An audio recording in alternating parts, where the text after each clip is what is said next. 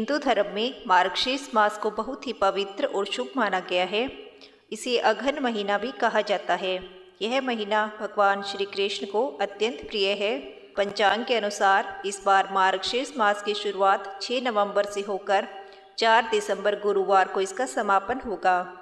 माना जाता है कि इस महीने में की गई पूजा, दान और भक्ति का फल कई गुना मिलता है। भगवान श्री कृष्ण ने गीता में कहा है, महीनों में मैं मार्गशीर्ष हूँ। इस महीने में भगवान की पूजा, दान और भक्ति करने से घर में सुख, शांति और समृद्धि आती है और इस समय सच्चे मन से किया गया हर अच्छा काम बहुत ही शुभ माना जाता है। इस महीने में सूर्योदय से पहले उठें और ताजे पानी से स्नान करें। यदि संभव हो तो गंगा जल मिलाकर स्नान करें। नहाने के बाद साफ स्वच्छ वस्त्र पहनकर शांत जगह पर बैठे और 5-10 मिनट ओम कृष्णाय नमः, ओम नमो भगवते वासुदेवाय का जाप करें। इससे मन शांत होता है और दिन अच्छा गुजरता है। तुलसी का पौधा अगर घर में है तो उसके पास रोज थोड़ा पानी डालें। सुबह या शाम तुलसी के सामने एक छोटा सा दिया अवश्य जलाएं और प्रार्थना करें। दीप जलाने से घर में सकारात्मक ऊर्जा बनी रहती है। मार्गशीर्ष मास में दान का विशेष महत्व है। किसी जरूरतमंद को खाना खिलाएं और अनाज, चावल या दाल का दान करें। दान करते समय मन में दया और सम्मान अवश्य रखें। गीता का छोटा सा पाठ हर दिन करें। अगर पूरा पढ़ना मुश्किल हो तो रोजाना एक अध्याय का सार पढ़ें और गीता के चुनिंदा श्लोक सुने। गीता को सुनने से जीवन के बारे में समझ बढ़ती है और मनोबल आता है और कर्म करने की प्रेरणा मिलती है।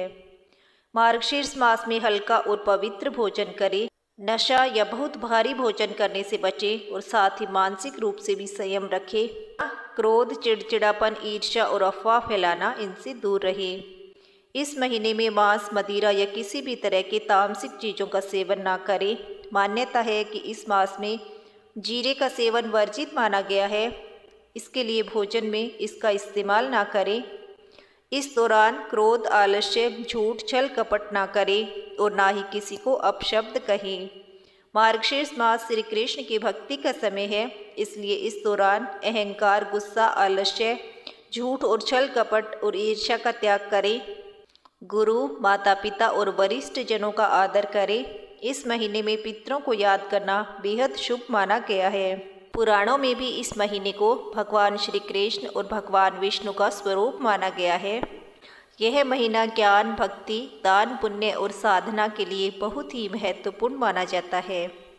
स्कंद पुराण में इसका जिक्र आता है कि भगवान ब्रह्मा जी खुद भगवान विष्णु से पूछते हैं कि आपने खुद को मार्गशीर्ष मास का स्वरूप बताया है, इसका क्या तात्पर्य है, इस महीने का क्या महत्व है, मैं आपसे जानना चाहता हूँ। इस पर भगवान विष्णु कहते हैं कि हे ब्रह्मदेव, कोई भी पुण्य करने वाले मेरे भक्त हैं, उन्हें मार्गशीर्ष मास का व्रत अवश्य करना चाहिए, क्योंकि यह मेरी प्राप्ति कराने वाला है। मार्गशीर्ष मास मुझे सदैव प्रिय है। जो मनुष्य प्रातःकाल उठकर मार्गशीर्ष मास में विधि पूर्वक स्नान करता है, उस पर संतुष्ट होकर मैं अपने आप को भी समर्पित कर देता हूँ। इसका उदाहरण खुद नंद गोप जी है। वह पृथ्वी पर धर्मात्मा के रूप में विख्यात थे। उनके रमणीय गोकुल में कई हजारों गोप कन्या थी। उन सभी ने भक्ति भाव से खुद को मुझे समर्पित कर दिया था। उन्होंने उस समय प्रतिदिन प्रातःकाल विधि पूर्वक स्नान और पूजन किया, हविष्य अन्न भोजन किया और अपने इष्ट देव को नमस्कार किया। इस प्रकार विधि पूर्वक मार्गशीर्ष व्रत का पालन करने से मैं उन पर बहुत प्रसन्न हुआ और वरदान के रूप में मैंने अपने आप को ही उनको अर्पित कर दिया, इसलिए मैं पुत्र के रूप में उन्हें प्राप्त हुआ। श्री कृष्ण कहते हैं कि मार्गशीर्ष मास संतान प्राप्ति के लिए तमाम कठिन व्रतों को बहुत आसान कर देता है। इसके लिए इस मास की पहली तिथि से हर रोज़ दामोदर मंत्र का विशेष जाप करना चाहिए। शास्त्रों में उल्लेख है कि इस मास में किए गए जप, तप, ध्यान और दान का फल अन्य महीनों की अपेक्षा कई गुना अधिक होता है। विशेषकर गीता जयंती इसी महीने के शुक्ल पक्ष की एकादशी तिथि को मनाई जाती है, क्योंकि इस दिन भगवान श्री कृष्ण ने अर्जुन को गीता का उपदेश दिया था। इसीलिए इस मास को ज्ञान, भक्ति और मोक्ष प्राप्ति का प्रतीक माना गया है। मार्गशीर्ष मास में भगवान श्री कृष्ण की विशेष पूजा की जाती है। इस पूजा में सरल और सात्विक नियमों का पालन करना चाहिए। प्रतिदिन प्रातःकाल स्नान करके भगवान श्री कृष्ण के समक्ष दीपक जलाएं, शुद्ध वस्त्र धारण करें और मन, वचन और कर्म से शुद्ध रहें। श्री कृष्ण के मनोहारी स्वरूप का ध्यान करें। उनकी प्रतिमा या चित्र के समक्ष बैठकर ध्यानपूर्वक पूजा करें। मन में उनके दिव्य गुणों और लीलाओं का स्मरण करें। इस मास में भागवत गीता का पाठ करना भी विशेष फलदायी माना गया है। गीता के किसी भी अध्याय का नियमित रूप से पाठ करें, विशेषकर गीता जयंती के दिन। इससे मन को शांति और आध्यात्मिक ऊर्जा मिलती है।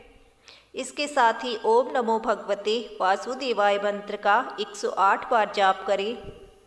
यह मंत्र भगवान श्री कृष्ण को प्रसन्न करने का अचूक उपाय माना जाता है। इससे मन को शांति और संतोष प्राप्त होता है।